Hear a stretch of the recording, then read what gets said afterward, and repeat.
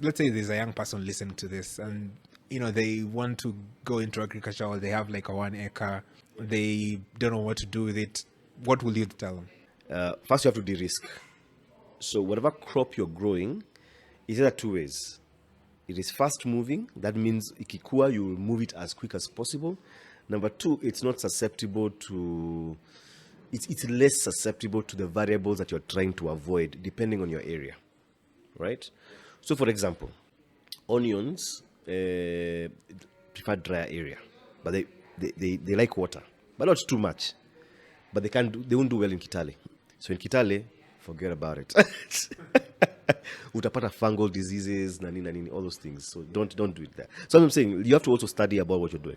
So in your area, what is the right crop? Short term. Me, I do short term crops. Me, I don't know about you guys. Me, I like my money quicker than longer. Utapanda avocado. Avocados zinaanza kuzaa after 3 years. Bro, utakufa njaa in 3 years. Itakuwa struggles. So fast moving, not susceptible to the variables that are in your area. Free in terms of cost of production. What does that look like? But then the biggest other thing, when I look at the different costs, one of the biggest things is labor. Saa zingine manzi ukianza, you have to tarmac. Lazima uingie kwa hiyo shamba.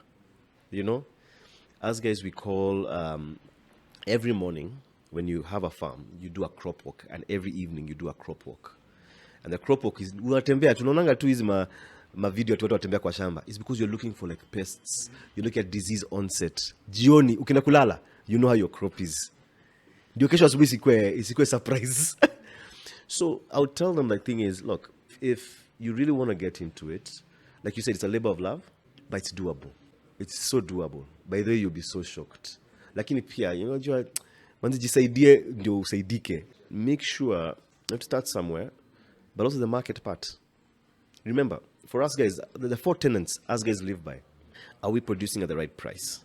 Because we have to be competitive. If I'm selling something to Bidco or I'm selling something to whatever, the first thing nitaulizwa ni bei.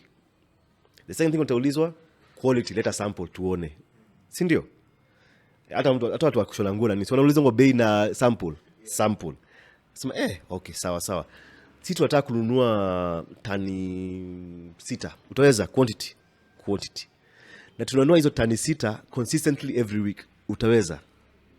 Those 4 things. If those 4 things can drive you, then you're good to go. And also, I know there's fake it to make it, because I have faked it to make it in a lot of things. But manzi usichome. So unaweza ambiwa, because that has happened to me, where you're told we need a canter of potatoes every week. I'm like, sawa.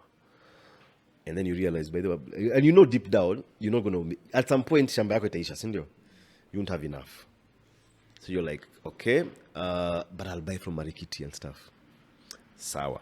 That's with the assumption that the Marikiti price will remain constant.